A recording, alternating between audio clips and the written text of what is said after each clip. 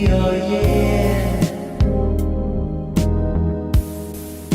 Make an old man proud of you. Forget about the tears on the level. See me eye to eye.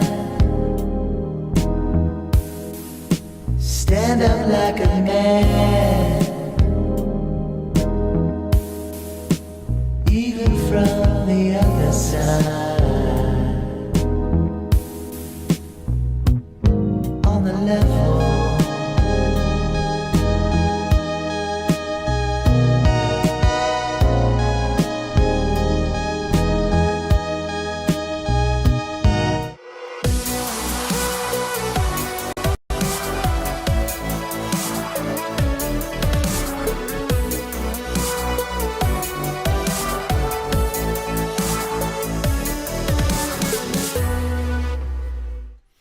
Hey everybody!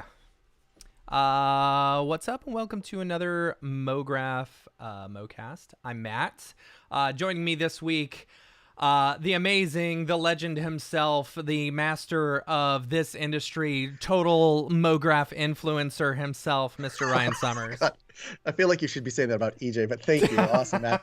And thank you for getting me very riled up. Yeah, right sorry. It's all right. This is That's awesome. that's what I like to do. I like to get you all red in the face, ready to go, right before we start a show. But yeah, so thanks everyone for joining and hop in. Want to say a special thanks to our universal sponsor Otoy. They're the makers of Octane Render and the Render Network. With Octane, you can create super photorealistic renders incredibly fast, and for those renders that need the extra push of power, the Render Network has you covered. The Render Network allows you to render your Octane and Redshift frames in a fraction of the time and a fraction of the cost of other cloud rendering services. And super excited. Speaking of the Render Foundation, the RenderCon was this past week, which was absolutely fantastic. It was so much fun. Like, I was really worried that there was going to be a little bit of like truncation between art, tech, crypto, AI art, like it's all, because those are very combative things right there. You think? Yeah, but it ended up being really successful, and I was really happy with it. But one of the things, go back to this, one of the things that we announced, me and Sunny over at the Render Foundation, is the new Render Royale. It's a monthly 3D art contest. We're launching it in May 1st. The Render Network is. And it's going to be absolutely awesome. So basically, May 1st, you get a prompt. And then you have basically until the 25th of that month to produce either a still animation or a still or an animation. And then there are prizes, actual cash prizes that come along with that. So the first place will get $1,000, second place will get $500, and third place will get $250. And you can reach out to the folks over at the Render Foundation in order to get some free render tokens or render credits in order to throw your stuff onto the Render Network. And the really cool part is, since they added Redshift to the Render Network, and they just added Blender Cycles to the Render Network as well. I didn't know that. Yeah. Awesome. And so they actually are giving away prizes for each of those categories. So $1,000 for Redshift renders, $1,000 for Octane renders, $1,000 for Blender Cycles renders, and so on, 500 and 250 for each of those as well. So it's going to be really cool. I'm really excited about it.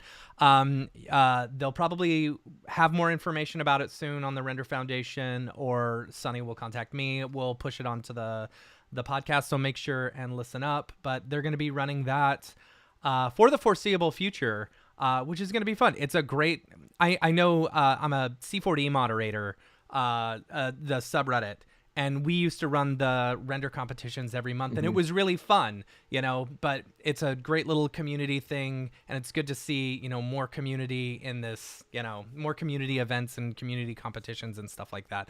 So really excited about it. So make sure and check that out. Yeah. But other than that, we got Ryan here. today. Hey. It's gonna be a lot of fun. So Yeah. I only have I was slated I was- about an hour, but we are free to go as long as you, because I know we can talk. Oh my God. Yeah, too. we might have to take a pause and then like come back. But yeah, no, I think I will say like I heard about RenderCon actually through another podcast. It's somehow like for some really? reason missed my radar. And I was listening to there's these guys they do a podcast called D Noise. One of them is like Joey at VP Land. He's got a really great YouTube channel where a lot of it is like camera gear and like Okay. feature tech for like like for like virtual shooting and virtual stages and all that stuff. And AI stuff too, you know, is in there. But they were talking about RenderCon, and it was so cool to hear from their perspective what that whole thing was like, because they're not, you know, they're not in C4D, they're not using Octane. They have like a knowledge of Otoy as a company, you know, like the digital Kirk stuff and all the space, you know, that Star Trek stuff that they've been doing. So it was really interesting hearing them asking each other questions about what we do all the time. They're like, oh, I didn't realize like the Octane's really fast, and they do. It was really weird to see our like industry being talked about from like the outside, like we're in the zoo and we're the animals and people are walking by. It was kind of funny to hear like the questions that they had and the stuff they thought was cool and the stuff that didn't make any sense to him. But it sounded like it was a good time. It sounded like I was at NAB this year, but it kind of almost felt like what the vibes at NAB used to be. Yes. It's so funny because I was talking to my wife, you know, NAB just was so flat this year. You know, and the attendance was down significantly, you know, and I was talking to my wife after RenderCon, you know, I was a little like, after going to NAB and just like, you know, feeling so down about it or whatever, I was like, I don't want to go to LA, you know, but I got there and it's like the energy and the crowd and everyone, and it was just so much fun. It was a lot of fun. And they had two different stages. They had the main stage and then they had this little side stage. And it was great because you had stuff going on all of them. You know, you'll have Jules running a bunch of stuff on the main stage for a while, and then he'd hop over to the side stage. And then we also had Barton from ABC, you know, present on the side stage, and we had some artist panels. And then I hosted an artist panel on the main stage, which was a lot of fun. It was so funny. That's cool. I was like, so I have, ever since taking over the podcast, you know, like I've kind of had this mentality where I'm not going to stress about things, you know, like if things go wrong, whatever, you know, like I'm going to come in like as prepared as I can, but I understand that like when I'm having good guests, the conversation is going to flow no matter what. I don't necessarily need to. So like I went into that onto the main stage, you know, it was like a hour-long presentation or whatever. And I went in there with a frame of mind of, I'm not going to stress. I'm with talented people. We're just going to talk. And it was flawless. It was so good. And I had so much fun. And like, after I got off, I'm like, wait, that was the main stage with all these people in this crowd. I should have been a lot more nervous than I was. Yeah.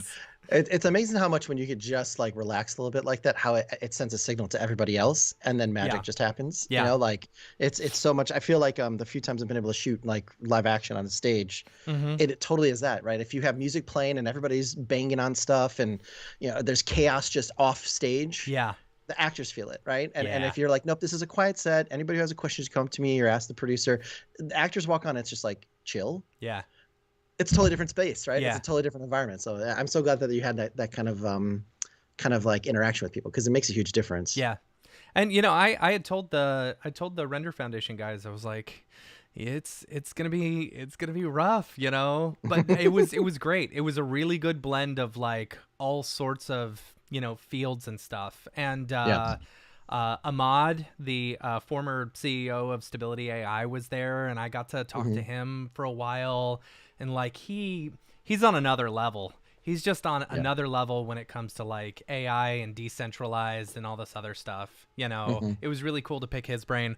But we brought the MoGraph.com developer team.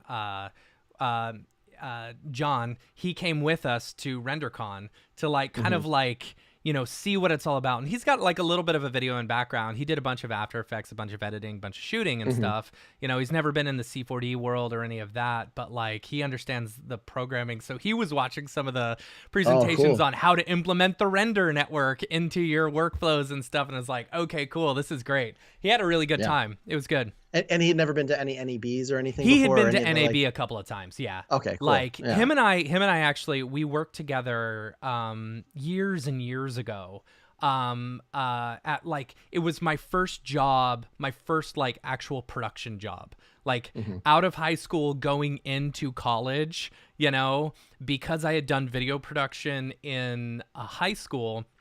I was able to get this job working at it. It was like, you know, Kinko's, but for video, right? for video, any yeah, any exactly. mom and pop off the street could come in and like edit their videos or, you know, do VHS to VHS, because we had still some of the old analog decks where you're going from VHS to another VHS, and they would have to hire someone to come and sit down with them. And because I knew that in high school, you know, I was able to get a job pretty easily there. But him and I met, and this was probably 2003.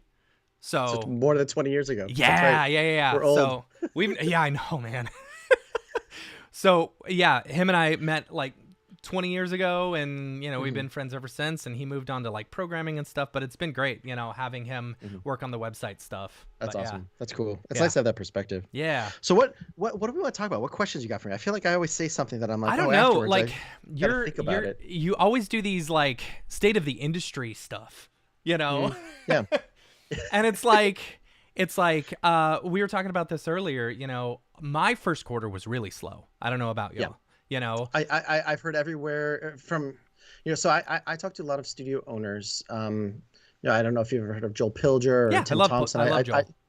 I talk with both of them, and I get in on a lot of their conversations. And then I have open office hours that I've been doing, I think now for 7 or 8 years. Yeah. It's been a while. It's over 1,000. I know I've done over 1,000. Wow. It's like anybody, Tuesday through Thursday, I take my lunch like at the computer, and I just like, you can just reserve 15 minutes. And it's weird, in the last year or so, it's been a lot more like studio owners. Normally it's, you know, students or people who just graduated, or, you know, like 2 or 3 years in. And now I've actually, you know, I've put 30% of our studio owners or EPs or whatever, just to see like what else is going on. I think for a lot of people, first quarter was better than last year's first quarter, but still slow. Yeah. Right. Like not something where it's like they don't have to, they can take the summer off or something. Oh, not me. Not me. No. Mine and was then dead. Indications our second quarter is starting to pick up a little bit. But I also caution that, like, I feel like every 2 quarters, it feels like we have this thing that if you're in the finance world, it sounds like it's called a dead cat bounce, where it's like it's gotten so low that some people take their money away, and it feels like things are coming back up. But then you have this like so the beginning of a quarter, some companies are like, either they did okay, or they've taken some money back in, or they're like, we need to start marketing because we haven't for 3 quarters in a row. And then you'll feel a rush. And a lot of times it'll be like industry specific. So like, I don't know, like TV might do really well, or pharma might do really well, but it's not like a unified, oh, the whole country or the whole world is like now spending money again all of a sudden.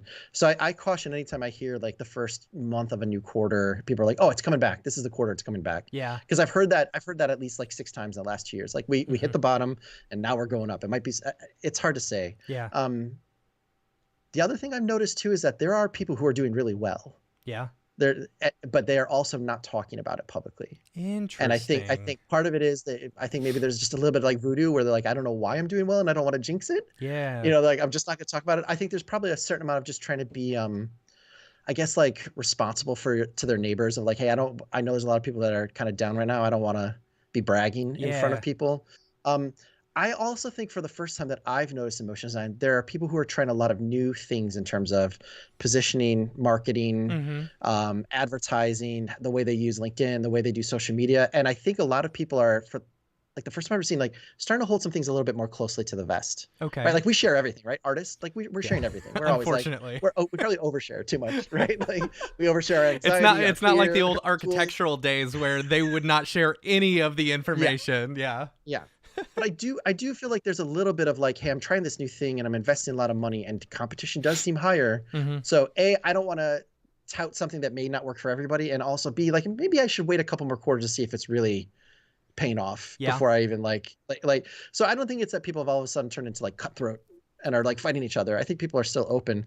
I think there's just a lot of we're in a transition phase in motion design, right? Like just I've stopped even calling it an industry, and I've started calling it the field of motion design. I was talking with Justin Cohn, from Buck. He used to run a motionographer, and he's like, I think it's a field, and I've started saying that because it's like, I don't know about you, but I use a lot more tools than I ever used to. Like in the last 2 years. Yes. It's not C40 and After Effects, which I think is a good thing. But also when it's 9, 10, 11, 12 different tools in a day, it's a little bit it's hard for anybody to kind of absorb. I don't know if anybody like listening or watching kind of is going through that. And in my mind, I feel like I'm starting to touch so many different things that it doesn't feel like it's an industry. Mhm. And I'm also speaking to so many different potential clients that like Yeah. the thing I'm saying to one set of clients doesn't necessarily work for another set. And I Right. feel like it's more like you don't call science an industry, Yeah. right? Like science is a field, right? Yeah. There's like general principles, Mhm. like there's fundamentals that work, right? Like for us, like you have to understand design, you have to understand animation, filmmaking, type, all that stuff. But like some of those things, it won't. I could be an expert in that. It won't matter at all to like a pharma client, Mhm. right? I gotta. Yeah. So like I'm approaching more like, oh, we're in the field of motion design. It can mean a lot of different things. We could Yeah. talk to 20 motion designers, and our days would look radically different from each other. And 3 years Radically. ago, Yeah. that was not the case 3 years ago. We would Yeah. all go to Camp MoGraph. We'd all just talk about, we did this thing, and everybody like, yep, I did that too. Yeah. Now I feel like I don't know if you feel that way, but I feel like it's very different, and I think it's Yeah. just going to continue that.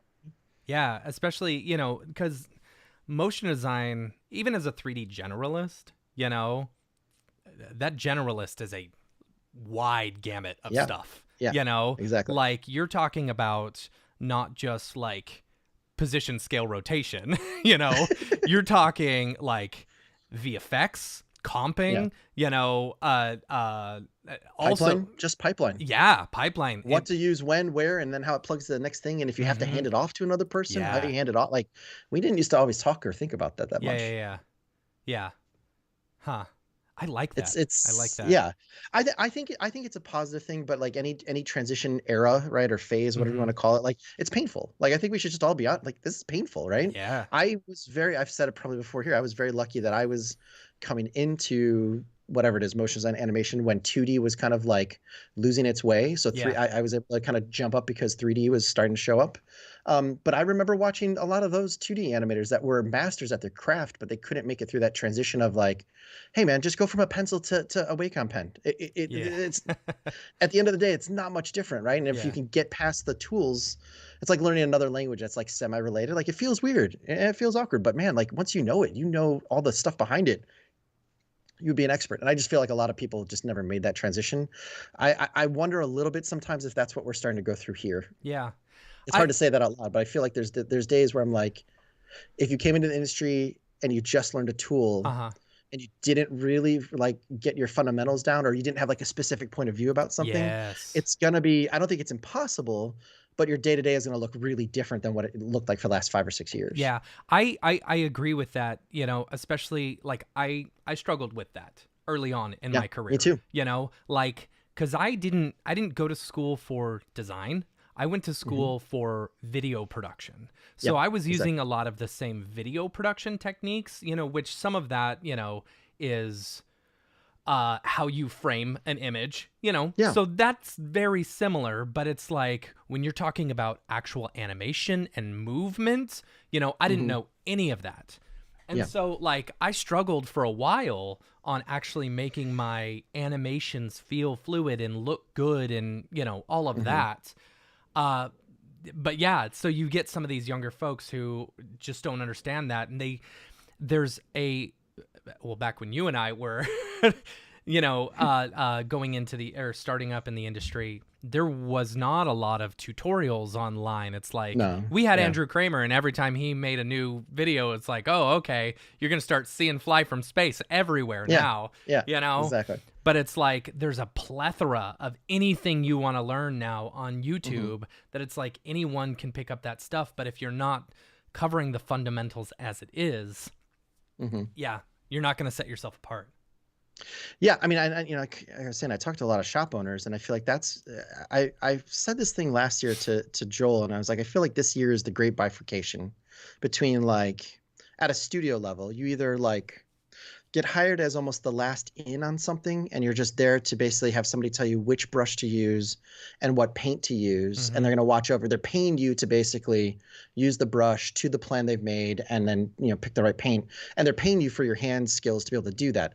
That's fine, but Yeah. like you're the way you position yourself and sell yourself as an artist or studio is one thing. And then the other half is like they're going to people, whether it's because of AI, whether it's because marketers don't know how to market and they need ideas and they don't trust big agencies anymore, or the agencies are consolidating and they can't serve smaller clients like the way they used to. The other half is like more, what I was talking before is kind of like your hands, and now they're looking for your heart or your brain, where it's like, hey, I have this thing. I know you know how to make a pretty picture, but why did you make that pretty picture for the previous client? I want to hear about that, because maybe something you know is something we don't know, and I want you first in rather than last in. Yeah. And that's that whole idea of like, I think there's a lot of people who got in the industry. I feel partially responsible for it with something like School of Motion, where we really pushed technical software skills over conceptual and design fundamentals.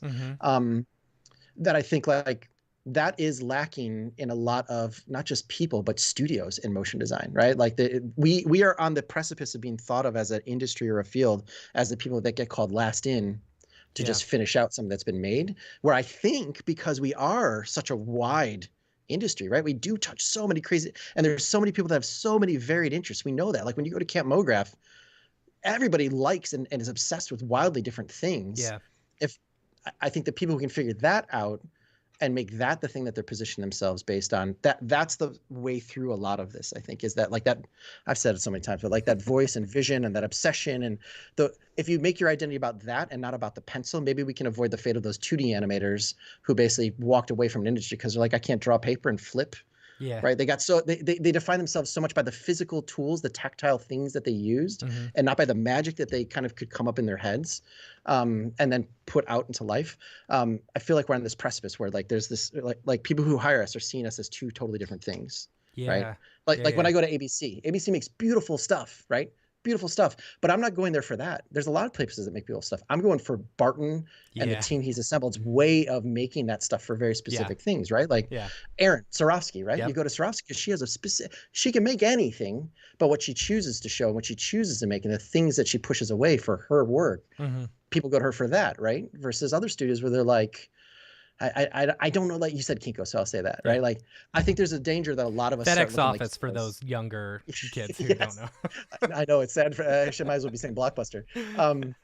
But you know, like a copy shop, like there's going to be a lot of people that go to studios because there's a lot of copying that needs to be done, right? Like there's a lot of like make a crap ton of social media stuff, right? And for A/B testing for every single format, for you know whatever it is. But you're playing a different game then, right? Like you're fighting a different fight, and it may not be necessarily aligned to the things that got you into the industry in the first place. Like I know a lot of people that were like, man, you know what? One day I want to work at Kinko's. I can't wait to make copies of other people's stuff, right? Like, and I do see a lot of discontent, right? Like I do talk to a lot of people that are just like, I don't know where to go next. Like, I don't know if this industry wants me. I don't know if people value what I do anymore. And it's a lot of that, a lot of reevaluating, like, what is it that you're perceived as? Like, what do the people who hire you perceive you for? And does that align to like what you got into in the first place? And is there a way to correct that? Like, how can you adjust that? Yeah. You know, it's interesting talking about coming up in the industry and stuff, because I was just thinking about it, you know, and it's like back when I was in my video production days, you know, it's like when I was in college, you're like, oh, you know, is there a job lined up or something? And it's like, oh, I'm just going to go freelance, you know, and there was a fair amount of freelance video production people, but you never saw a freelance motion designer. Like I never, you know, never knew of freelance motion designers. Like you just bringing in people just to work. It was almost always a staff job, you know? And so it's like, yeah, perhaps the increase of amount of video needed through all the different devices, your phones, your internet, everything, you know, yes, the industry has the field has exploded, you know, in the amount of need. And through that, we've been able to, you know, build up this, you know, freelance, whatever. And it's like, has there been any other field that has done that before?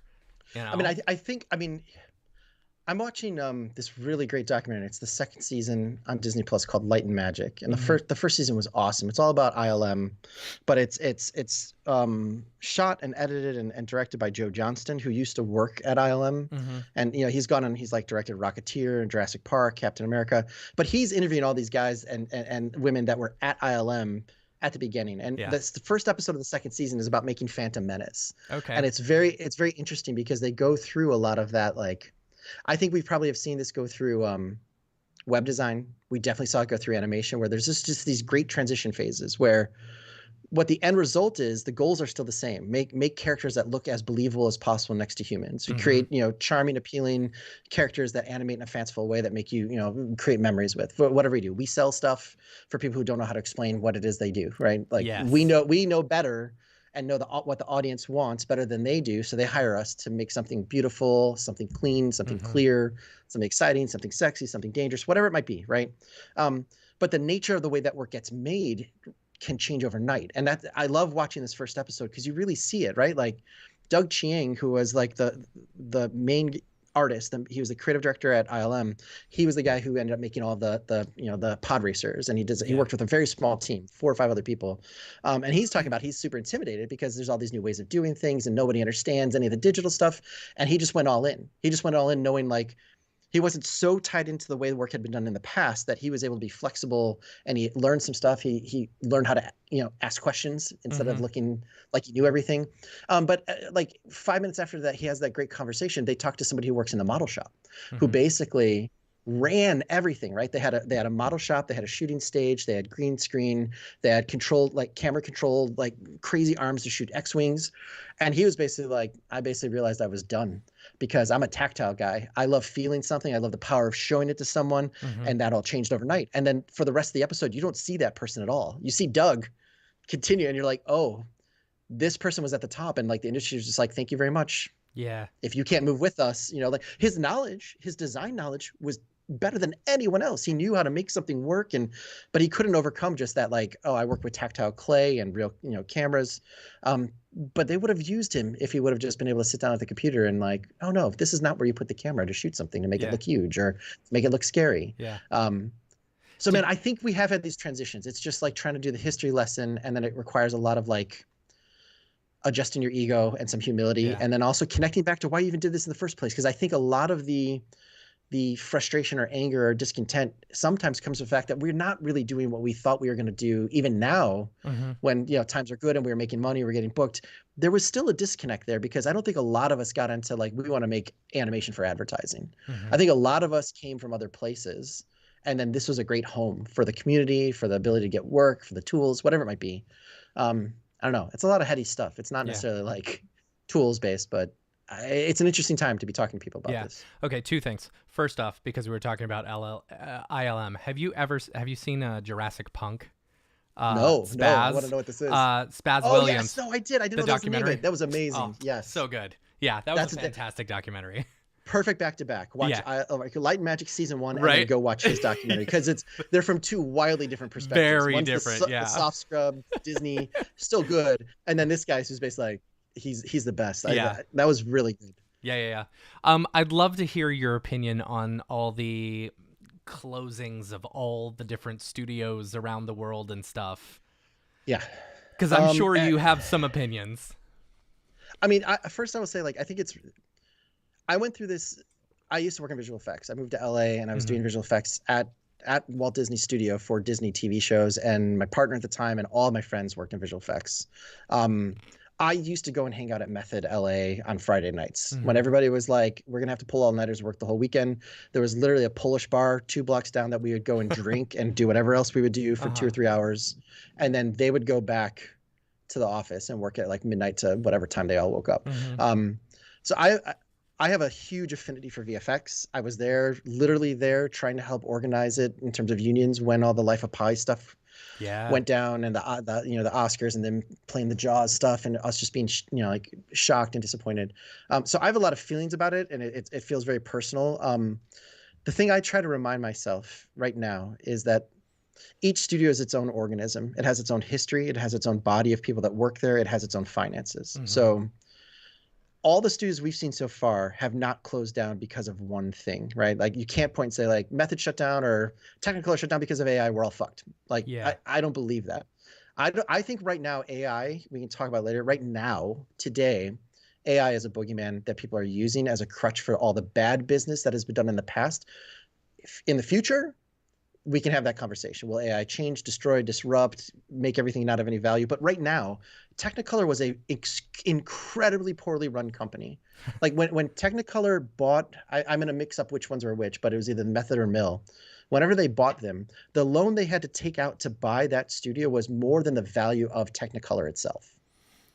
And bad business decisions were made. Yeah. You can imagine. I can go through the list. Like they hired the new CEO that was running the studio when they basically shut everything down and turned the lights off. Used to run like a used car or rental car company in Europe.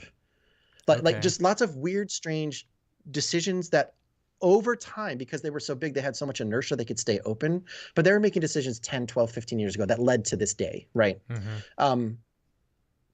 It's really hard for especially our field or industry, because there were, in the last 2 years, have been so many things that have happened that have nothing to do with our decision-making process, right? Like ending the zero interest, right? Like ZIRP ended. Tech companies actually had to stop showing growth and show that they were profitable. We nearly missed a huge financial banking crisis this time last year. There's so much stuff that doesn't get talked about, but it affects us because of the strikes, all these different things. Yeah. Anytime you had a client that's like, sorry, I'm not hiring, I can't buy anything from you right now, motion designer, it had nothing to do with whether or not you did a good job or a bad job, right? So that sucks. At the same time, I really get frustrated because I feel like everyone likes focusing on the negative stories, and I haven't heard anywhere near the amount of like follow-up discussion or like, so like the Mill, obviously we got Arc Creative, which, a ton of Mill people got hired. Mill Chicago, or Mill Plus Chicago, basically got picked up by another studio, and they opened up a brand new studio with almost all the people there. I think Mikros Animation, which was part of that, got picked up. It got split between two, but like a studio in Paris bought them. There's a lot of like the good parts, the valuable parts are still continuing on. I do think we're in like an overcorrection age, right? Like a lot of the studios, there's a lot of animation studios. I live like with feet in both sides, like animation and motion design. Sure. A lot of animation studios that have been shutting down, they've been propped up by local tax credits for a decade plus. Yeah. And that is all controlled by things that, again, are out of our, like, we could be perfect. We can make Oscar-winning movies. We could be financially solvent and be smart. And then one day there's an election and one political party loses, another one comes in, like, guess what? We're not giving 65% tax credits to every studio in Vancouver, because that's what's happening. If you work for visual effects or an animation studio, anytime you see an industry, all of a sudden 2/3 of the successful companies open up studios in a new city, it's because all of a sudden they're getting a huge discount on their work. And in Vancouver for over a decade, if you work there, and I believe it's either 3 or 6 months, if you are working for a Vancouver studio and you move and you live there, it's either after 3 or 6 months, you get, I think, 65% of your salary paid for by taxes. Wow. So what happens if they all of a sudden turn that off or just lower it? Just like make it all of a sudden like 30%. Yeah. Guess what? They shut those studios down. They move them somewhere else because someone else wants that business for a couple of years. Yeah. Or for another seriously. political. So, and Atlanta is just starting to, everybody's like, Atlanta's the new Hollywood. And it's like, guess what? They're having to talk about all the tax credits. Yeah. And the tax credits are starting to diminish because those things, as they were built historically, when you incentivize an industry to move to your city or your state, those are made with like a 5 and a 10-year plan. And the goal is within those, whatever it is, 5 or 10 years, it's meant to be pulled back so that that industry is self-sustaining. Right. And that works when it's like steel mills or industrial growth where you build a plant and you can't do it somewhere else. But visual effects, you can put up a big box and call it a studio and hire people from all over the world to come here, and then you can dismantle it almost overnight. Yeah. Right. So like I get very frustrated because I've been dealing with for what feels like now 20 years, but it's all happening at once. So people are like, the sky is falling. But like, I also think, I always say this quote, man, for anybody that's not our age, there was this band called the Rolling Stones, and there was a singer in it called Mick Jagger. And he used to say this famous thing all the time where he's like, there was 15 years or 20 years in the history, the entire history of music, of like recorded history of people playing music, that you could sing into a mic like this and put that on plastic and you could make $30 million overnight. Yeah. But it lasted for about 15 years. And for all of eternity and before and all of life after that, the way people making music make money is they go out and play it for people. Yeah. And in some ways, I feel like somewhere in the mid 2010s to like 2 years ago, we kind of went through that. You could learn a little cinema. You can know a little After Effects. You could take 3 school motion classes and build a little community, and you can make enough money to make a living. And that is awesome. But at the same time, having a career in like the creative arts field or industry is like buying a brand new car and rolling it off the lot. if you're not committed to being a capital A artist and always learning and always adapting and always pivoting and always having your ear to the ground, what's next and new, you're going to be like that new car that loses like 20-30% when it comes off the lot at some point. And I'm not saying that's easy. I'm not saying I'm better than that. I'm going through it right now. We all are. But like you have to, and that's where it goes back to like, why did you get into this? What's your voice? What's your vision? What are your obsessions? What are the things that connected you back to doing this even when you weren't getting paid to do it, right? And how do you find a way to connect to that? Because there's people who want that, right? It's not just like, I need what you rendered last year for $500. Now I need you to do it for $250, right? Like you can do that, but now your career is not about the things that you got into it. Your career is efficiency. Your career is creative services. Your career is, and that's fine, but I also don't think that's what a lot of people got into this for. Yeah. I was working on a project with a company this last month, and I was doing. It was basically, it wasn't previs, but it was like I was doing all the camera moves and like lighting stuff for character animation. So that like, sounds super fun. Yeah. It was really fun. So like I was handling, the animatics or whatever and then I would hand over all of that to the character animator and they would do the character stuff. Oh, that's and cool. It's like, I've never had more fun at a job, just like, because it was also, very free. They're like, just do whatever, we need content, And so knowing that because I'd never worked with a character animator before. I had done some small character animations, I have a bunch of it on my reel. I wouldn't call myself a character animator though, but it was the most fun I've had at it doing a job in a long time. And then I hop over to like explainer videos this month, Exactly. And it's like, man, I just want that back. I want that stuff, Well, here's two things about that, right? So I think that's why we need to have a healthy balance of like stuff for us and stuff for them. And I hate positioning it that, but like I'm going to get this quote wrong, but I've started a new podcast, and I most of the time it's me reacting to stuff I either listen to on another podcast or stuff I watch, right? But somebody said this quote, and I'm going to mess it up, but it was about it was 3 young directors talking to a seasoned director, making feature films, right? And they're like, how do I do this? I've made shorts, whatever. And they're like, no one's listened to me and I can't get an agent. He's like, here's the number one thing. The film industry won't notice you until you tell it you don't need it.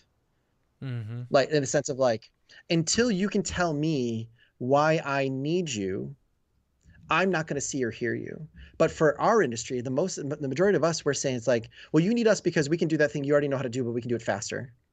Or we can do it cheaper, or we can do 50 of them. And that's fine. But that is very different from saying, you know what, Matt, what you just told me is that you're a director.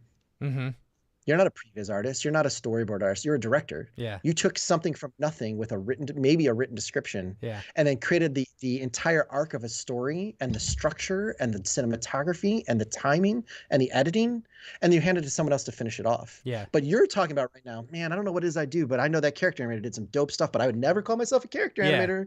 But like, no, you are a director. What you did means the character animator could never have done their job had you not done everything before. And that is the problem with our whole industry.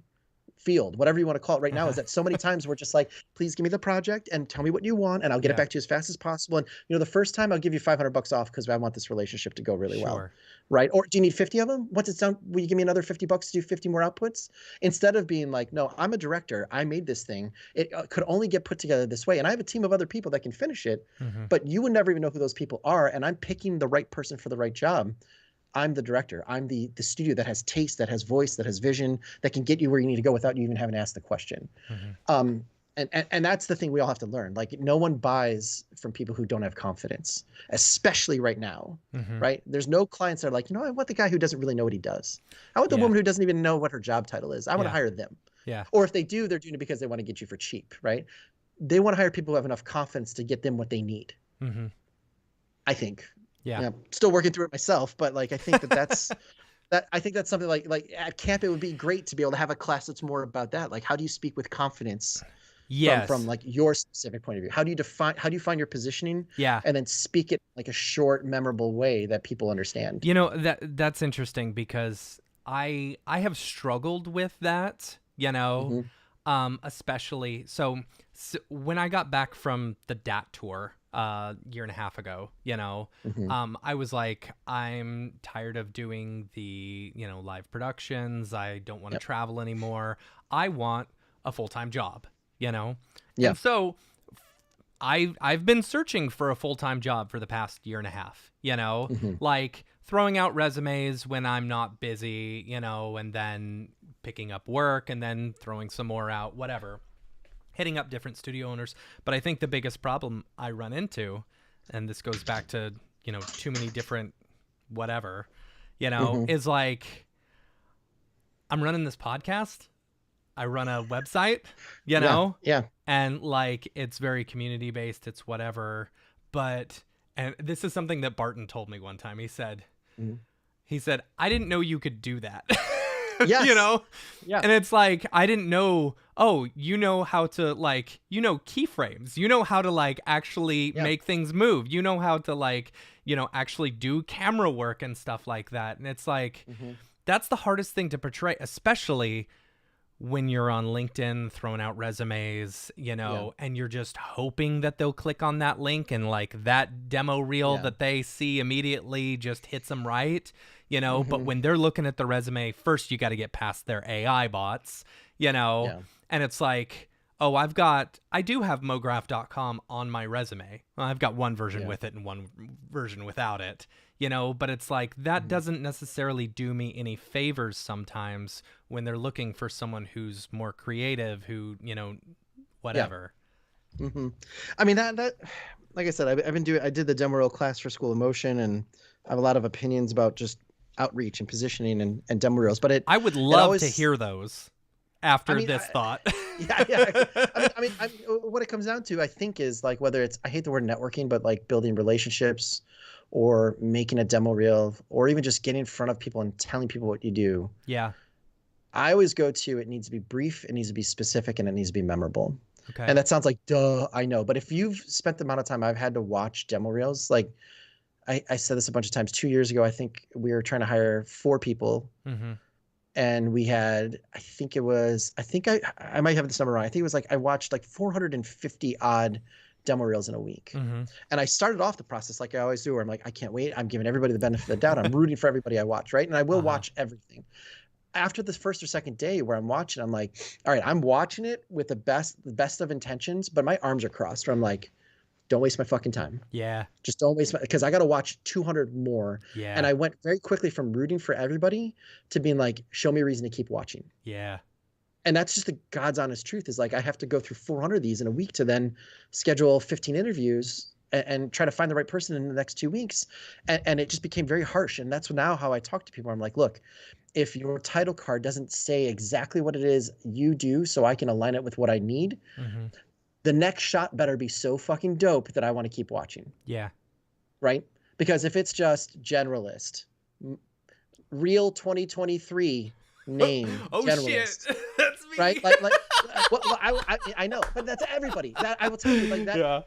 I between watching them when we have to hire people and then talking to people all the time. I coach people, and that's what Demo Reel Dash for School Motion, still available. You can still buy it. Not hawking it. It's been around for a while. But that is like what I said at the beginning. Is like, everybody makes that mistake because they think that's what people want to know. They think they need to know it was brand new and it's a demo reel and here's the thing I do, and they never get specific. And then inevitably, when people do title cards, it's the last thing they do after they're exhausted from cutting their reel. Yeah. And it's the shittiest design in the entire reel. And what you just basically did was you either disqualified yourself from the position I need, because I need somebody maybe with design capabilities, or you didn't say that you love doing X particles or Houdini simulations. And it takes 8 shots in 35 seconds for me to see the thing that I need. Yeah. But everybody does that. That's the first thing I would say is like, I'd say 90% of the demo reviews I say is like, take off reel, take off the year, because in a year or two, when you don't want to make another one, it's going to seem old and people will be like, why don't you have a new demo reel? Right. So basically what I call it is those are speed bumps. Yeah. They immediately keep me, I'm on board. I'm leaning in. I'm like, I'm watching. And the first thing that like happens, if it's the first thing I see, I'm like, oh fuck, another one of these where I don't even know what it is I'm watching. Now, what have I done? I've leaned back. I'm looking away. I'm thinking about the next one. How much is, and I'm not engaged versus somebody who's like, they say, I try to tell people, like, try to have a narrative with the viewer on a demo reel. Act like you're talking to them. And you can do that with like an animated character that looks like you. You can do that with kinetic type. You can do it just with voiceover. Yeah. Like there's a lot of ways to be like, hey, do you need this? Yeah. I'm the only person that does X, Y, and Z. Yeah. And also, I'm a good animator because you can see that, or I know how to use type because my type is nicely set and, you know, interesting fonts. But people's first two shots almost always just screw them over because they're always thrown in at the last second. Yeah. But I feel like building relationships on LinkedIn is the same way, right? Like if all you're ever doing is posting about how much you need a job, then people will be like, why is it the only thing I ever see? Yeah. Right. Like if so, we can have but a whole other like, talk about that. I would like to talk to you about LinkedIn. Yeah. Because I feel like LinkedIn has become a cesspool of just AI posts. You know? Yeah. Like and this could be all social, you know, media with the exception of MoGraph.com. You know, because Facebook is full of like fake images and whatever. Twitter is full of just hate speech, you know. And then you've got LinkedIn where you can tell almost immediately that it's written by AI because anytime someone makes a list and there's emojis at the front of each one, it's like, oh, that was written by AI, you know? Yeah. And it's like, that's all I see nowadays. So what I would say is the magic of LinkedIn is not in the posts you make, but it's the replies you give, for one. Okay. Like, but what if you're replying to AI bots? I think you can tell which ones not to bother with, All right? Like, yeah. But the other thing is like, you wouldn't spend your time if you went to a bar talking to the person who's shit talking all the time. And you wouldn't spend your time at the bar with somebody who's like, obviously you just read the manual on how to hit on someone. Like you wouldn't spend your time with that. And you already are saying like, oh, you've got a sixth sense of what's like bullshit. Use that to your advantage. The other thing I would say is like, I think people start looking for a job or start trying to build relationships way past the point that they need to be doing it. Right. Just like studios. Most times studios don't do biz dev until it's too late. Because normally, like once you have a full pipeline of work to do, most people are like, don't have to do business anymore. Let's go do the work. And I'm like, that's precisely when you need to be doing it. Because that's when you're speaking with confidence. Yeah. That's when you're speaking clear-headed. That's when you have new work you can show. And that's when you can actually present the best version of yourself, right? LinkedIn is the same way. And I can only say it's because for the last 3 months, I've been doing nothing but biz dev. I haven't been doing any creative directing. I haven't been on the box for the studio I work at. And it's been eye-opening to see how much, when do you actually... Okay, rewind everything back. Our industry is a service industry, right? Yes. The number one thing that no one wants to admit is that our business right now, as motion design stands, is a service industry.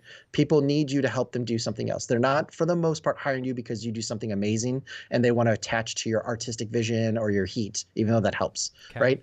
So if it's a service-based industry and you're going onto a place where all the people who could hire you are at, if you are not doing some sort of service for the people that are looking to hire you or that you want to remember you, then you already have lost.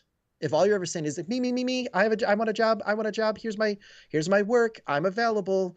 Please respond, send it. If that's all you're ever doing, you're not actually operating in a way that like represents what you'd be like to work with. Yeah. Right. Whether it's you're looking for brands to work with as a company or somebody to employ you to hire you. Right. I think the thing I have had a lot of success so far in doing biz dev is finding people or companies that do something I love, that I want to that I just want to know more about, right? I have curiosity, natural, actual curiosity. So whatever that might be, right? Like I love theme parks. I love video games. I love experiential stuff. I love Bruce Springsteen. And you know what I've spent my time doing? Oh, there's a new Bruce Springsteen movie coming out. I'm going to find everyone that's working on the Bruce Springsteen movie and I'm replying to them. I'm sending like thumbs up, that's cool. I'm sharing something in a post and including them that I think they would find useful. I want to work with the company that makes Disney Lorcana trading cards that are like Pokemon. Yeah. And I was like, I literally did this test. It's like, how am I gonna get these people to notice me? And I literally made a hit list. And I'm using other AI tools to generate like stuff that can just be semi-automated. But I found a hit list of like the top 10 people that I would like to know. Not that I'm trying to ask for work, but I would just like to know. And I started finding them on YouTube and I started finding them posting. And I just tried to be of service. Told them I liked something, asked a question, got a reply. Thank you so much. That's so cool. People are looking for other people to hire in fields I don't know anything about. I shared it out to my LinkedIn group and included their name in it.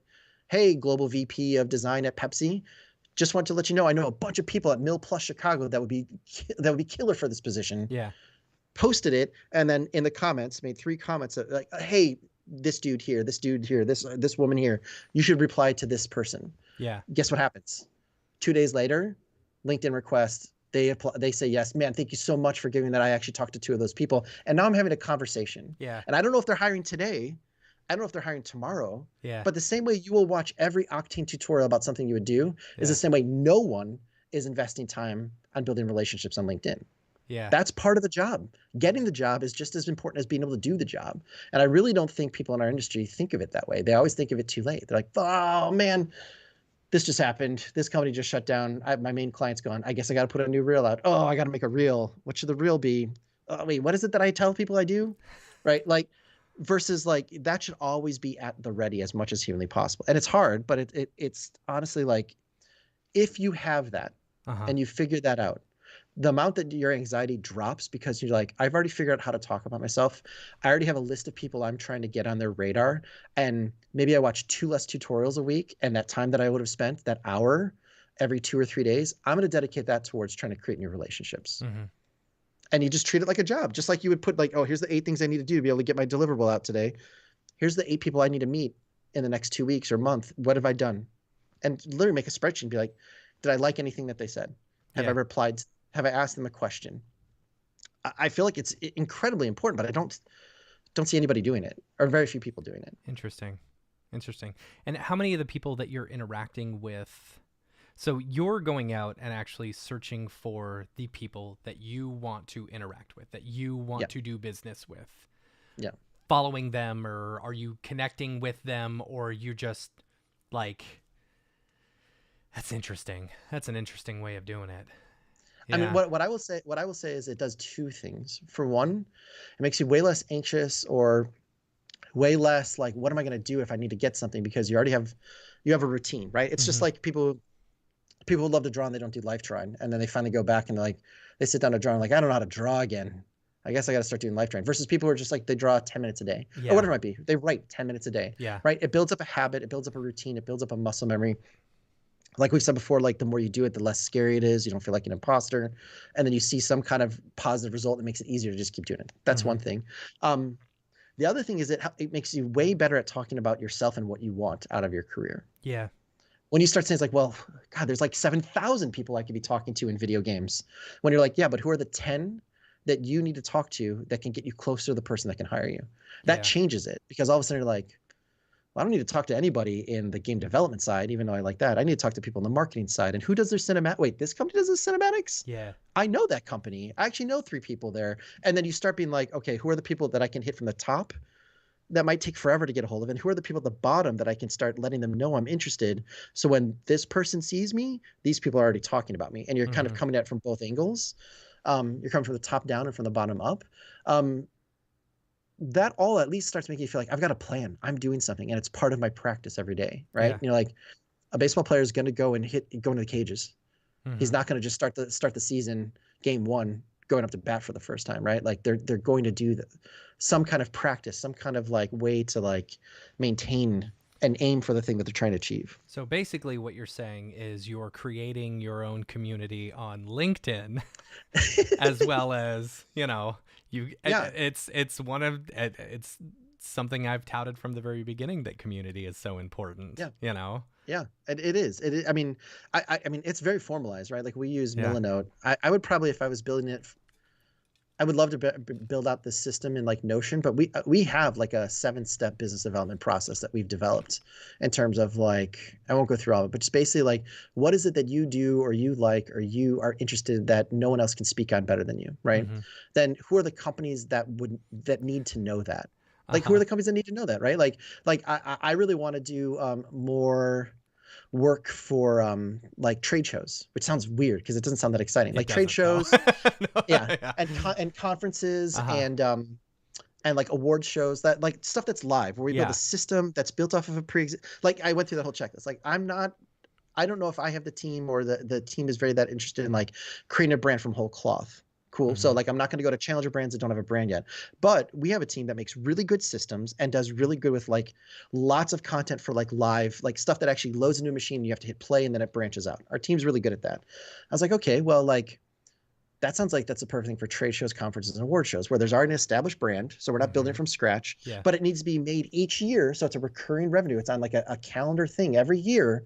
Those people are going to come back if they like us to say, okay, cool. Well, you made this. Can we make it look more crystal this year? Or this is our 50th. So can you make that gold? Yeah. But like still build off of what we've done, right? So you're finding I want clients that I can build relationships with that can be recurring, that play to our expertise, that also don't already know what all this stuff should cost, right?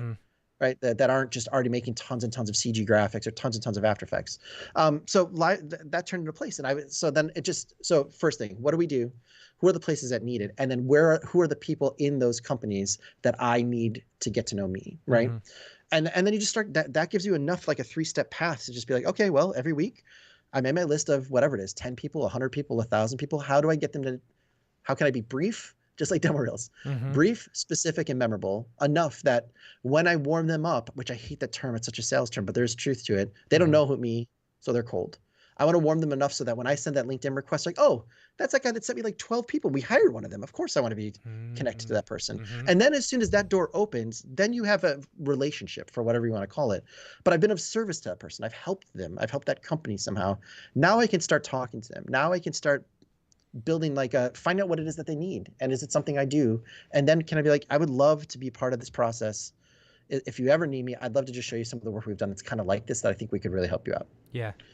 And then go from there, right? I don't think there's a lot of people. I feel like motion designers could literally be doing this every single day as part of their job. Yeah, because it's not that scrolling. different working for a studio trying to build their clientele versus just doing this as a independent contractor, as a freelancer. Yes. You know. Yeah. I mean, the only difference is I'm at a studio that's trying to talk to clients. If you're a freelancer, you're just trying to do that for studios. Yeah. And that distance is way shorter, right? Yeah. But it doesn't even necessarily have to be for studios. I mean, you know, as an independent contractor or something who's running your own business, your own micro studio, whatever, you know, you can still do B2B and, you know, hire on as you need. I mean, I think it's the best place to like grow right now for independent contractors. I think there are, someone told me somewhere that there are either 40 or 50,000 brands in the world. And I wish I could somehow find that the number of them who don't have an in-house animator, designer, or motion designer. Oh, I'm sure a majority of them. Yeah. And how many of them, if they do have a brand guideline, does that include motion? Yeah. None of them are going to have that, right? Sure, so like, I know it sucks, and I know that work is not just showing up at the door the way it used to, but I think like there are a lot of people that don't know that they should be knocking on your door, on our door, right? Like, think about it. How many times have you had to try to explain what motion design is to someone? Yes. Well, have you ever watched Pixar, or you ever watched a football game? Yeah. yeah. It's like, you seen that or this or that. So then imagine how many other people are at these brands who that's not even what they're used to, right? Most people at challenger brands or second tier brands, they don't understand advertising. They don't understand marketing. They're scared to death of their audience. Yeah. If they even have defined the audience, they're scared of it because they're like, everything moves so quick and I don't know where I'm supposed to. Even agencies who make a living doing this are in a state of confusion right now because they don't know where they're supposed to advertise to reach the people that they think will buy the product, right? Yeah. So we're at least there if we can speak with confidence and speak with clarity and show previous experiences of where we've helped people.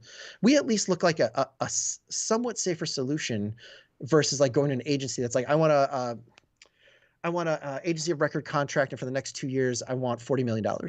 Where you're just like, hey, I have a soda that's got a shit ton of caffeine that tastes like raspberries, and I want to sell it on Amazon direct to clients. Can you please help me figure out what I'm supposed to do? Yeah. They don't want to go to those agencies. They don't trust them. They don't know what the money's even being spent on, and they're never going to work with the creatives that are going to actually be doing it as a partner, right? Yeah. If I was spending 30 grand with someone in this audience to make something, I would want to be able to work with you. Yeah. I want to be able to be like, can you show me that can and show me in black and show me in red and show me in blue? If you're working with a big student, it should be like, get off our back. We know what we're doing. We'll present it to you when it's ready. Yeah. Versus like they could be like, oh yeah, let's just do a supervised session. I'll pull up Cinema with Redshift. You don't even need to know what that is. I'll put it live. Let's just talk. Yeah. Just tell me Yeah. what you think might work. Yeah, I'll yeah. screen capture and I'll send them all to you in a report later, and then we can make a decision. Like that's, I think, our advantage if you're talking about like motion designers who know a little bit of everything Yeah. that can speak to clients. Yeah. That's funny talking about that. So often it comes where like I'm just in C40 doing updates as we're Yeah. talking, or in After Yeah. Effects, because that previous job that I talked about earlier in the show, you know, because it was Kinko's and you had mom and pop coming in Yeah. off the street, you would literally be sitting next to them editing the entire time. So you get Yeah. really comfortable talking to people, you know, and Yeah. doing changes on the fly. I mean, I would say if there's anything you take from this, if you are in that situation, the number one thing I can tell you to improve on, I know we talk about networking and we talk about tools, is client services. Yeah. Whatever you can do to make your potential client, and you have to manage it, right? Because you can't let it go too far, right? So you have to put guardrails on it. But Yeah. anything you can do where you can make them feel like they're part of the process and they're Yeah. invested, Yeah. and they actually got to get their hands there and help with the decision. You maybe even give them a couple decisions that you may not have made if you're just working on your own. Like, I don't think I would have gone with that red because it's pretty, but like you just let them have it. Yeah. And then you prep what you would have done in the background or later, and you send both. You'd be like, hey, here's a version we worked on together. Here are my suggestions, whatever. That is like gold, or like catnip to a lot of clients where they're Yeah. like, oh, especially if they're like in charge of the brand or they have a boss that wants to see that they're doing something. Like I always say this, like there's a hierarchy of needs for clients, right? So there's the project that you hear about, right? Mhm. But then one step above that, and each level above is you get closer to the client and you become more valuable and they call you back. Yeah. There's the project. I solved the problem. I made you your 30-second video. Thanks. And maybe they're like, next time we need a 30-second video. If they can do it cheaper, we might call you, whatever. The next step up is like the problem. What's the problem that you're really trying to solve, right? Mhm. Like, is it that they don't know if this new branding is going to work? And if you could show them this new commercial, but with the old brand and the new branding, that would make them feel way more safe. That might be the thing. If you can get to that level and understand what the real problem is, it's great. The ultimate thing is the person, right? So you go from project to problem to person. And if you can get to the point where the person's like texting you, oh Yeah. man, that was awesome. I just showed him like you're in, right? Because Yeah. then you want to be, I feel like if I was running my own studio, I want to be as close to first in when there's a problem or there's Uh-huh. an issue. And sometimes that problem is like really understanding what the audience is, like for the person. You may think you're trying to solve the problem for the people who are going to buy this new, energy drink. The real problem is that your client's boss just wants to look cooler than the other competitor, right? Uh-huh. I want my bottle to look cooler on the shelf. So you need to work with your person to figure out what that boss thinks is cool. Yeah. And that's totally different from like, how can we render this super photo real and add a Houdini sim and make sure it looks like crackly nice? Like Right. the real solution that might actually get you coming back may have nothing to do with the actual commercial itself. It may actually be that person you're interacting with is like, you know what?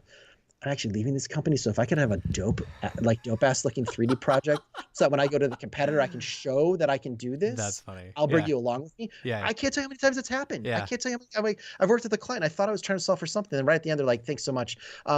We have 2 more weeks on the job, but I'm going to be leaving, but make sure you send me those renders because I will take those with me when I go to Yeah. Warner Brothers. Yeah. Like, what? Yeah. If that was the problem the whole time, I would have given that to you like 6 weeks ago. Yeah. So I don't know. It's weird. It's strange because we always approach things with the same hammer, and sometimes it's not a hammer that you need to solve like the problems. Yeah. That's interesting. All right. I want to do a couple of quick headlines. We're at an hour already. So as Okay, soon as you cool. got to go, you just tell me. I want to do a couple quick headlines. Let's hop into those real quick. First up, it's kind of exciting. School of Motion just announced the All Access. It's the $1,200 a year for all of their content. So from now on, you're not just paying for one individual class. You're actually paying. It's a yearly. We're gonna call it subscription. Yeah. Do you have the number for that?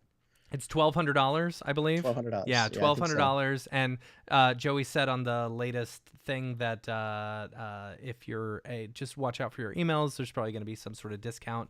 But I will say I have mixed feelings about it. Don't get me wrong. I love Joey. I love School of Motion. I love EJ. I think what they're doing over there, educating, it's an understanding that us as a field, we don't necessarily have to go to college in order to understand this industry, and I really admire about that, what they're doing there. There has been, I believe, a huge influx of motion designers because of how easy it is now, how easy they've made it. You can see on some of the subreddits and stuff talking about, oh yeah, there's a big influx of School of Motion alumni and stuff. Oh yeah.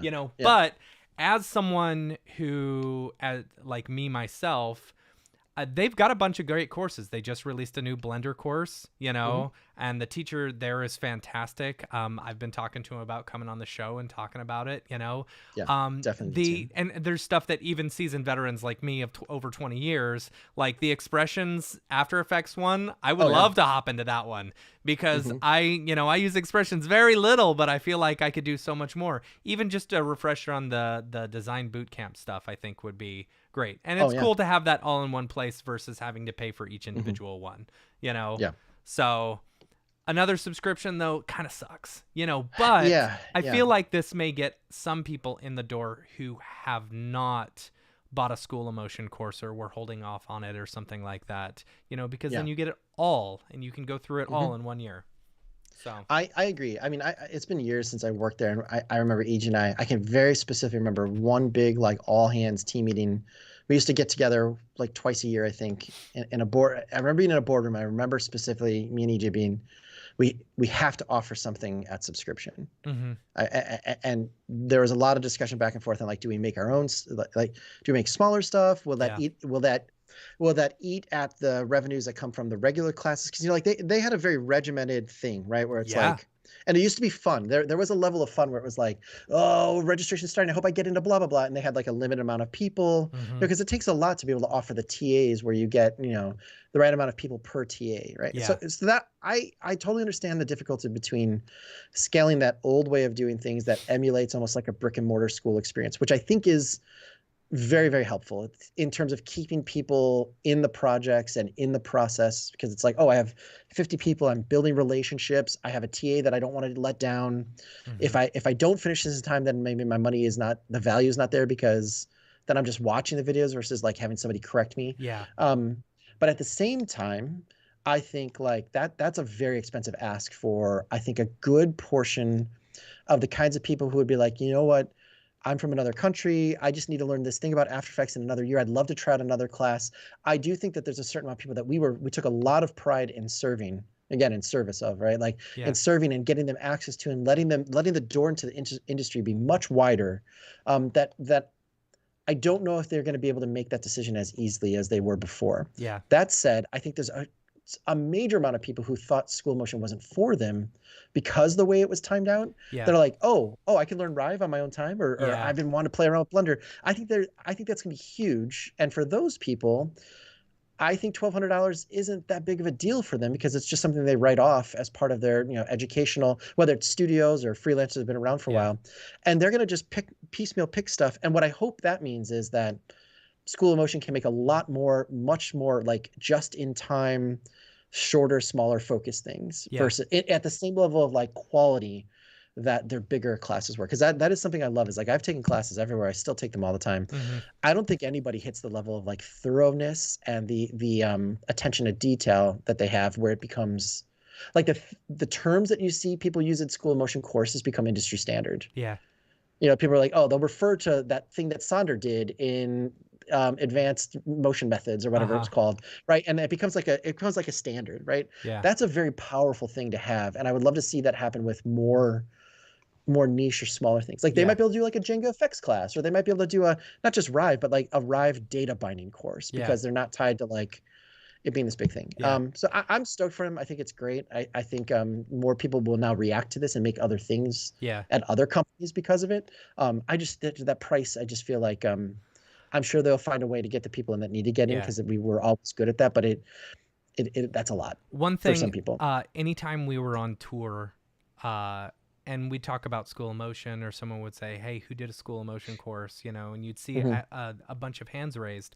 My question was always, "How many of you finished that course?" Oh yeah, yeah. And yeah. you almost never would you have someone who actually went through and finished the entire thing. I think this is a pretty positive thing as far as like letting people learn at their own pace and stuff like that. You know. Yeah. So. I agree. And I think, I mean, I won't disclose the exact number, but I think, yeah, I went to EJ immediately afterwards, like, dude, what does everybody think about this? The response has been incredibly positive. So I'm sure there are people who are upset because of a certain thing, and I think you could probably call them and react to them, or reach out to anybody there. And, I mean, and honestly, out, if you were planning on happy. taking at least one class anyway, you know, Yeah. to get them all for the year, that's pretty good.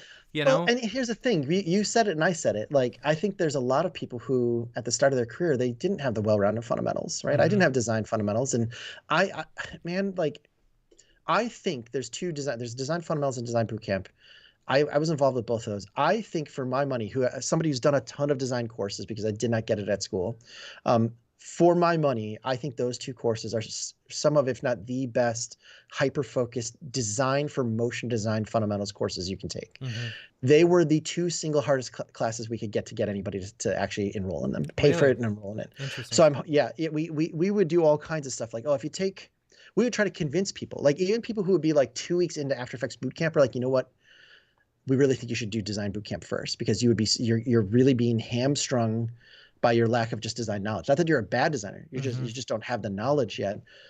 And I think we were pretty successful in trying to get people sometimes we'd be able to get people like, go there and then take boot camp. Yeah. But there's people who are just like, I've been told I have to learn After Effects by my boss. This class is supposed to be awesome. Yeah. And then they get 3 courses into it, and they'll take they'll go up the ladder of the After Effects stuff, and then they'll be at the advanced level, and they'll be like, I'm not getting any better. Yeah. I don't know why. What do I do? Do I take the boot camp again? I'm like, go back and take the design course. Yeah. And now, hopefully, if it's just you pay for it and it's there, I'm hoping more people will discover that, and more people will be able to just dabble in it. Like, oh, what is field ground relationships? What's foreground background? Like you could just go in and just watch that section and learn so much that it's for the rest of your career, you have the fundamentals now. So I think that's positive. That's cool. Yeah, that's cool. All right. Other headline we've got, Camp MoGraph tickets are still available. For those who didn't know, Camp MoGraph tickets went on sale 2 days ago on Sunday, Easter Sunday, and there are a few stragglers left. So if you want to pick up they're going back to Virginia Beach. It's September 11th through 15th of this year. It's going to be a lot of fun. You can check it out, campmograph.com. But yeah. Few tickets I'm going to be there. Yeah. You are teaching a workshop, right? I'm teaching a workshop. That's I don't know if I'm exciting. allowed to say what it is yet, but I'm definitely teaching. I mean, it. you're up on the website. Am I? Yeah. So I'll show you. I'll show it to you, and you can always edit it out. So I can't because we're live. But go ahead. Okay. Well, yeah. Well, guess what? For the 8 people who care, I love comic books. If you can't tell already, and I love making comic books. When I never thought I could be an artist, and I was like a chemical engineer, I was making comic books all the time. And at the beginning of the year, I made this. I don't know if you can see it. It's like the tiniest little. Yeah, you can't even see it. Yeah. I basically made like a 1-page. You can basically just like, if you know the way to cut it, you can like in one piece of paper make like a cool little foldable comic. So, but what I did on it was I basically made every page the projects I wanted to achieve this year, like the self-motivated projects. Yeah. Basically, almost like a little like a totem to like by the end of the year. Your dream board. Almost. Yeah. It's my vision board. Exactly. Your vision board, yeah. For prom. It's my vision board for prom, for Camp MoGraph prom. But it has been ridiculously handy for me because there's some pages where I've erased stuff, or there's other pages where like you can't, like this board that you can't see has all the work that like 4 months ago, I sat down and I was like, I want to make a webcomic. I want to start a podcast. I want to start an email newsletter. I want to shoot a short film. And I basically wrote all those down. So I'm going to go through the process of like how to make one of these little ones. And part of it will be like, if you want to make a comic, here's how you make an 8-page comic. If you're scared of like your drawing capabilities, here's something else I would use it for. Let's like actually just put down like what we want to do by the time camp rolls around next year. Yeah. And then you can literally just keep it. Like I have a little like a pencil case bag that I carry with me all the time. It's like, and it just sits in there. Yeah. And every time I'll just pull it, I'll be like, oh yeah, that's right. I was going to do that thing. Yeah. it's like a little promise. I still got to make that short film. Oh man, yeah, it's December 23rd. Yeah. Oh, shit. But yeah, I think it'll be fun to do that because it's like I'll do a little bit of like just talking about like basics, fundamentals for comics, you know, in terms of like this is a discussion for another time. I'm on this kick now where I feel like every motion designer should have their own IP or their own property or their own thing that they're making, because whether or not it takes them out of being just a motion designer, Yeah. or for other clients, it becomes something you can talk about on social media that people can. It can be something that is memorable for you. I think that's the thing that people get stuck up on is like, yeah, I can make a short demo reel, I can make it really, you know, specific, but how do I become memorable? Yeah. Right. But everybody, the people who I remember, almost, it's so weird. I was going through it. Almost every one of them has a thing that they've made that people can get. Right. Like I love this studio called Polyester, and they actually opened up a store based on their characters. And they sell T-shirts, postcards, this thing called Weekend Characters.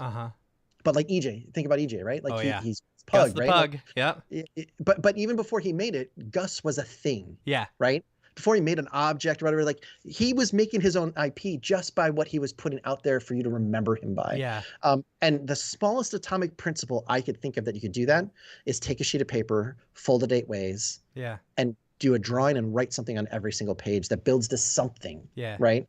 Yeah. And that's at least something you own that nobody can take away, that a client didn't tell you what to do. Yeah. And then we have, more than any other industry, we have all the tools and capabilities to do that, right? We know how to 3D print, we know how to make stuff, we know how to shoot things, we know how to animate them, we know how to, you know, like put them back out in the real world.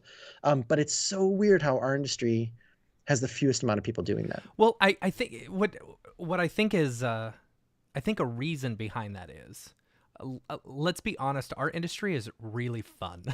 Like when like a lot of us have turned our hobby into a job, you know, or we enjoy our job so much that it becomes another part of our hobby. You know, it's only recently within the past few years that I started doing additional stuff that is adjacent to what our industry is. And that's, you know, creating retro video games and stuff like that, you know, like, so I'm able to take some of my art skills or stuff like that. If y'all follow on the Thursday night live streams, we're making a video game right now. So see, that's the stuff I'm talking about. Yeah. Right? Like, yeah. We're using C4D in order to take EJ's C40 character, you know, that he had for the thing, for the tour. And we're turning it into both an Unreal game and an NES game. So like, I think that's great. At the same time. So we'll be building out the levels, you know, and then translating those over to the original NES. It's going to be fun. I mean, that's the stuff that's the stuff that like, it can be fun. It can be a thing that like defines you. It can also be a thing that makes money. I always go back to that quote from Social Networks, like, you know, $1 billion isn't cool. You know what's cool? $1 billion. and I'm not saying that somebody should make $1 billion, but it's like making a living is cool. Right? That's cool, right? Having fun, making a living doing it. You know what's way cooler than that? Making a living off the stuff you make after you've made it. Yeah. Because how many times have you made something? I ask myself this all the time. How many times have you made something? And if you added up the amount of time it took to make it, 2 weeks, 6 months, whatever, divide that by the amount of time it actually lived out in the real world. Yeah. If you want to depress yourself, that's the fastest way to do it. It's like I've worked on and I've been lucky to work on like title sequences, which theoretically, you know, they live forever, right? Yeah. Like I've been very, very fortunate, very lucky. But think of all the campaigns and commercials and YouTube pre-roll and explainers that you couldn't watch them now if you wanted to, if you didn't have the final renders yourself. Yeah. Right. So when I was like, is it cool to work in After Effects and make stuff and get paid for it? Sure. You know what's cooler? Having somebody come up to you to ask you to sign that thing you made, or having somebody who's like, you know what, my kid plays with that thing every day, or I didn't know you could do that, and I went and made my own thing. Yeah. And by the way, here's some more money to make your next one. That's the next like threshold. Again, I don't think this is for everyone. I'm not saying everyone should do it, but anyone should be able to. Yeah. And you guys doing this, EJ doing his thing, Zach Dixon going and making a board game on Kickstarter with IV, and then starting a studio that those are at least like lights showing the path is possible. And I would love to see, like, before I retire, like a healthy ecosystem of people who get into motion design. And then not that they leave motion design, but they've made a thing that at least, like, I know you run your own thing. I've worked at a lot of studios. The hardest thing owning your own thing or running your own studio or running your own thing is looking at the feast or famine roller coaster of the money you have in versus the money going out. Yeah. Right. And knowing that there's only so much you can do to get the phone to ring the next time. Yeah. Even if it's not that much, wouldn't it be cool to just have a line that's just like, maybe it's not that high, but it's just always bringing something in, and you control it, you own it, and you can do whatever you want with it. Yeah. Wouldn't that be a nice, just like additional stream of revenue alongside if a phone call rings or not? Mm-hmm. And I feel like, so on the bottom line, like the like the financial sense of it, yes, I think that's something that can happen. I only say this because I know so many people in kind of like indie gaming, in like, I have a good friend whose husband made a game for 2 years and it sold for $2.5 million to Microsoft. Yeah. And he spent the last 6 years basically just running a team of other people building expansion packs. But he did it all by himself. Yeah. Like, he basically used his savings to basically live on ramen for a year and a half, 2 years. But now that's what he does, right? And his whole living, and he's still doing he's still programming, still doing what he does, still playing video games. Like, but now he owns the thing that then he can decide if he wants it to make money or not. I feel like there's a world where more motion designers could have that if they wanted to. Yeah. But don't feel pressure that you have to. But if Yeah. you want to, I think there's a chance for that. So that's cool. Ryan, thank you so much for being on the show. Dude, absolutely. So It's many awesome. good nuggets. You are welcome back anytime. Thank you. I'll talk more about software next time. I promise. I'll talk about what I think about Cinema 4D. Who cares? It doesn't matter. You know, talking the industry, it's fine. Yeah. We don't have to get into the nitty gritty. Well, I appreciate you. Thank you so much. It's just a great conversation. So, yeah. I got to pull up my notes. Yeah. Thanks to everyone for joining. Make sure to follow us on all the socials, especially YouTube and Twitch. We've been doing, like I said, our weekly live streams every Thursday at 7:30 p.m. If you're not on the newsletter, make sure I've been sending out a lot of newsletters, almost weekly. Took a couple weeks off because we had NAB and RenderCon. But yeah. We've been doing some newsletters and reminders for when the show, we've started adding those in. So it'll remind you when the shows are happening. We've got a bunch of really fun guests coming up. We have Kyle Hamrick coming on next week, which is going to be a lot of fun. And if you haven't done it already, make sure to sign up for your very own MoGraph.com account. It's a one-stop shop for everything a motion designer needs. You can showcase your demo reel, projects you've worked on, post jobs, apply for jobs, sell your digital goods, find meetup groups, or start one of your own, and so much more is planned. We currently have almost 700 members and are growing. We're an artist first site where your work will always be yours and never be fed to the AI machine. I love it. Nice. So can I make one promo? I never do this. Yeah, do it. I never do this at all. But I just started in the spirit of like starting something of your own. That's like the smallest amount of time you could possibly spend to do it. Like I said, I live between animation and motion design. I come across so much cool stuff that I never see anybody talking about. That I started a Substack newsletter. It's called Keys and Curves. Okay. You can just search Keys and Curves Substack. But we are at 699 followers, so we're one underneath your 700. But it just comes out right now. I'm having to come out once a week, not a million emails on Monday, and it's basically just links. It's just like, here's cool stuff I found across animation, motion design, tools, and then I always put one person in the spotlight. If you feel like you're kind of like going low on inspiration, it's a nice thing in the first thing morning on Monday to be able to have in your inbox waiting for you. So that's my one ever spam. I've never done it before. No, that's great. Yeah. Super cool. All right, cool. keysandcurves.substack.com. Correct. So yeah, awesome. Check that out. Okay, cool. Thank you. Ryan, other than that, where can people follow you? I'm Otternod everywhere. Yeah. It's Twitter, Instagram, and then Got to get you on MoGraph.com. I think I am, but I need to spend some more time on it. And then if you ever want to just chat for 15 minutes, I do those open office hours, and it's just it's Calendly.com, the app / Otternod.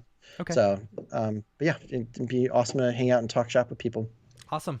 All right. Well, thanks everyone for joining us. We'll see you guys next week. Until then, I'm Matt. And you're Ryan. I'm Ryan. Sorry, I forget about that. That's all right. Later, yo. See you.